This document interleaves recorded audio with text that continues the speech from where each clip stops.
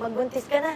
Go na. Pwede na. Oo, kaya ang ganda ng ngiti ko. Balong ko, sabi ni Doc Arlene. Kaya talaga para akong kuneho ngayon eh. Ayan ka na naman sa live mo. Ang kalat na naman eh. Yung pagkain, Thailand, ang sarap din. Pero mas masarap ka. Uy. Magmahal. Kaya gabi kami nag-honeymoon, naghahanap kami ng spot dito sa mga tabi-tabi. Kung saan pwede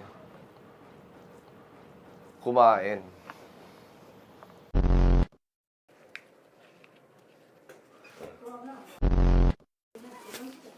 Kaya lang, sarap ko lang ah. May isa kaming gagawing posisyon.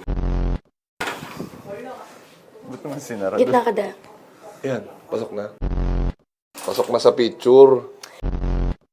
Wala pang 30. Ay! May naghuhula. Anong mo pwede mag-ano sa loob? Camera. Pahula tayo. Oh. Kanal kasi. Kung may utot? Baka bunganga ko lang yun. Guys, tinatanong namin ngayon kung pwede ba mag-film sa loob. Go. Oh. Okay, okay. 아니 그 말 씹히고 왜 거기서 찍어 찍기는 Maghahanap lang tayo ng mga something. Ang ganda rito may pagkain. Saka ang pinaka-goal ko lang lumayo kay tatay. Daddy, paano na to? Pasarap pa, hindi na ata to. Hindi na importante kung malayo na tayo doon. Ang importante malayo tayo kay tatay. Hindi natatakot ako sa inyo. Oo. Kung may naririnig akong yapak, paano? Pag gagawin mo lang, maglakad ka lang, dire-diretso, huwag ka titigil.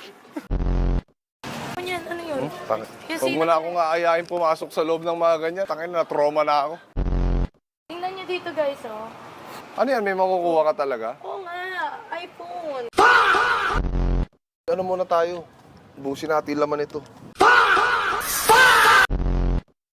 Pre, ito, kapag may nakakuha sa atin dito ng mga worth 10 million pesos, ating kapatid Pre, walang lalaki ulo Walang magkakaaway-away. baka sinasabi mo lang yan. Tipin mo, nanalo ka ng bahit lupa dito. Oh, Ngayon, oh. ano ang gagawin mo? Kayo no pera ba yung ginamit? Yun lang. Si tatay. Yari na. Pag nakikita, yung tingin ni B talagang ano.